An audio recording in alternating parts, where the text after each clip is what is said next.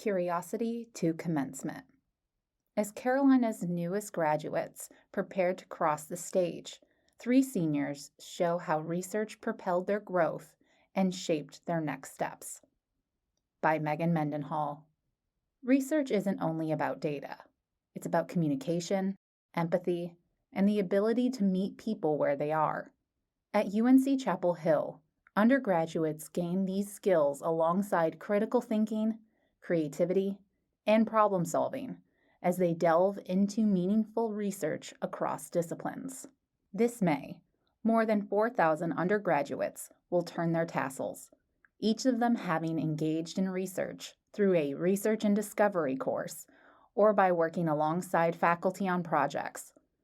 Whether they are working with patients, analyzing environmental data, or experimenting at the frontiers of technology, they learn to ask better questions, embrace uncertainty, and imagine new possibilities. When Carolina senior Isha Agarwal began talking to patients with Parkinson's disease for a research project, she quickly discovered that compassion and clarity mattered just as much as technical expertise, especially for someone who just drove 3 hours from rural North Carolina for their appointment, she shares.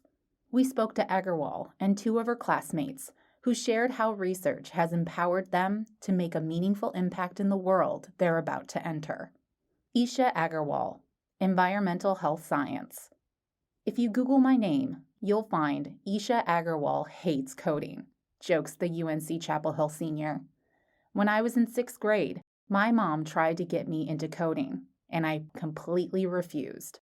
That changed during her junior year of high school, when she entered the 2020 Congressional App Challenge and won for developing Outsmart PD, an app to diagnose and monitor Parkinson's disease. The idea was personal. Her grandfather's long road to diagnosis, including 2 unnecessary knee replacements, exposed how confusing the medical journey can be for patients. Around that same time, she also explored how environmental factors influence health. As a high school student, she studied how fertilizer runoff contributes to harmful algal blooms and how those blooms may be linked to Parkinson's disease. The experience shaped how she thought about medicine and research. Understanding patients, she realized, means understanding what surrounds them, their work, their environment, their daily exposures. That thought remained top of mind as she shadowed neurologists and listened to patients describe what they'd need out of an app like Outsmart PD. But I needed a credible method to determine if the app was effective and accurate, Agarwal says. I needed a clinical trial. At Carolina, she collaborated with biomedical engineering professor Andy Kant and neurologist Nina Browner to evaluate her app with patients at the UNC Movement Disorders Center during scheduled clinical appointments.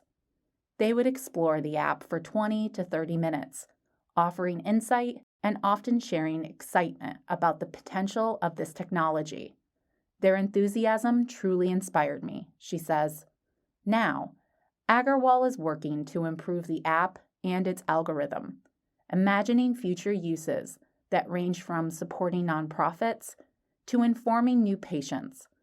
After graduation, she plans to attend medical school, keeping holistic, patient-centered care at the heart of her work.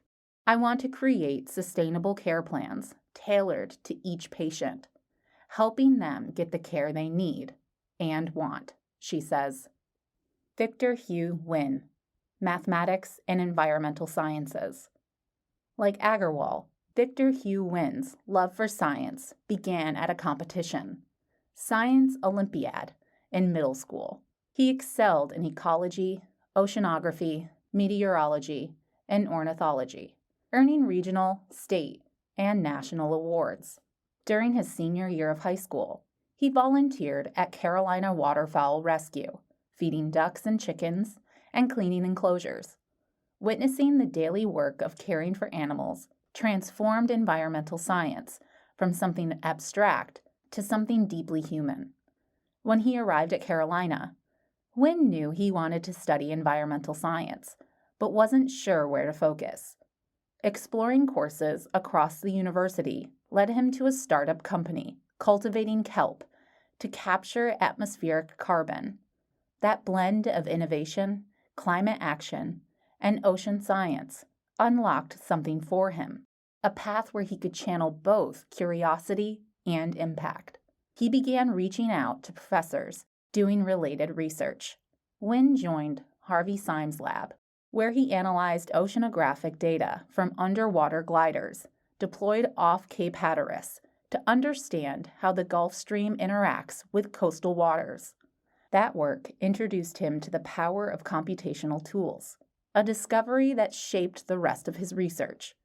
A summer internship at Texas A&M deepened his interest in modeling methods to remove carbon dioxide from the ocean and atmosphere. Today, Wynne works in Ken Zhao's lab, modeling diamond shoals, a shifting sandbar system off Cape Hatteras that shapes local ocean circulation.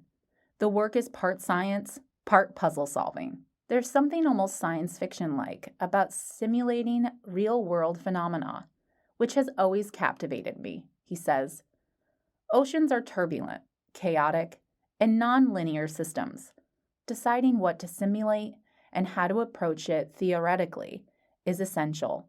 Through this project, Wynne has gained deeper insight into which aspects of a model reflect real physical phenomena and which are merely computational artifacts or potential errors. As a math and environmental science double major, Wynne focuses on determining which model behaviors reflect real physics and which are computational distortions. The goal? Build tools that can guide large-scale climate interventions. My research centers on finding ways not only to mitigate the harm we cause to the environment, but also to improve our ecosystems, he says. Those themes have remained constant even as my methods have evolved. After graduating, Wynne will start his PhD in ocean science and engineering at Georgia Tech to help develop reliable models for ocean-based carbon capture, turning ambitious climate ideas into concrete possibilities. Sagatha Mail, Physics and Computer Science. Sagatha Mail grew up devouring movies and science books given to her by her father. She enjoyed being challenged by complex problems and decided to pursue astrophysics. But after she arrived at Carolina, she found the work less engaging due to its focus on coding and data analysis.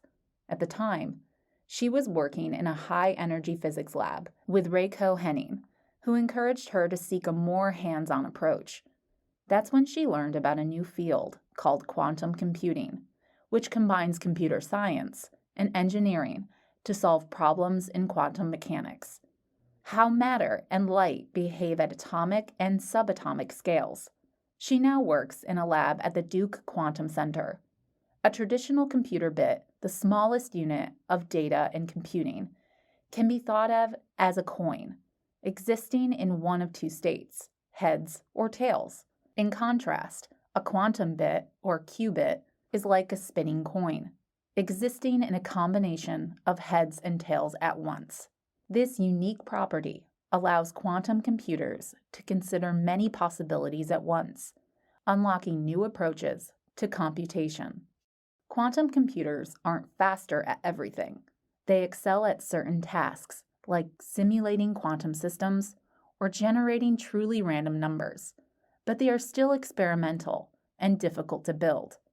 Early computers filled entire rooms, and we're at a similar stage now, Mal explains. My lab's quantum computer, only a few qubits, but it still takes up the space of an entire bedroom. Building a quantum computer that can solve real-world problems will require thousands of qubits. Figuring out how to scale up these systems, adding more qubits and components without compromising their stability and fidelity, or vastly increasing their size, is a challenge Mal's research is working to overcome. As a research assistant at Duke, she focuses on stabilizing magnetic fields. Quantum experiments are extremely sensitive, and even small disturbances can destabilize them. Human bodies and everyday items like AirPods produce magnetic fields stronger than Earth's. So, researchers need to find a way to keep the field stable. My work is like making magnetic field noise canceling headphones for ions, she says. These experiments are extremely sensitive, and even small fluctuations can disrupt the system. By improving field stability, we can keep the ion coherent for longer, which allows for more reliable experiments and better testing of quantum systems.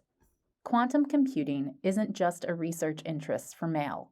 It's a movement she's starting at UNC Chapel Hill. Spotting an opportunity on campus, she and a friend founded the university's first quantum computing club, turning vision into action. I expected maybe 5 people at our first meeting, but nearly 50 showed up, she recalls.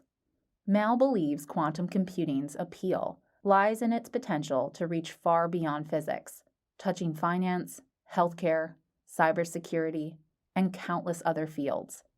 Quantum computing could one day even help solve world hunger by optimizing agricultural systems, developing more sustainable fertilizers, and enabling the design of resilient crops, says Mail, who plans to work on consulting before applying to grad school. The possibilities are endless, and that excites me most. Isha Agarwal is a graduating senior studying environmental health science within the UNC Gilling School of Global Public Health. Victor Hugh Wynn is a graduating senior studying mathematics and environmental sciences within the UNC College of Arts and Sciences. Sagatha Male is a graduating senior studying physics and computer science within the UNC College of Arts and Sciences.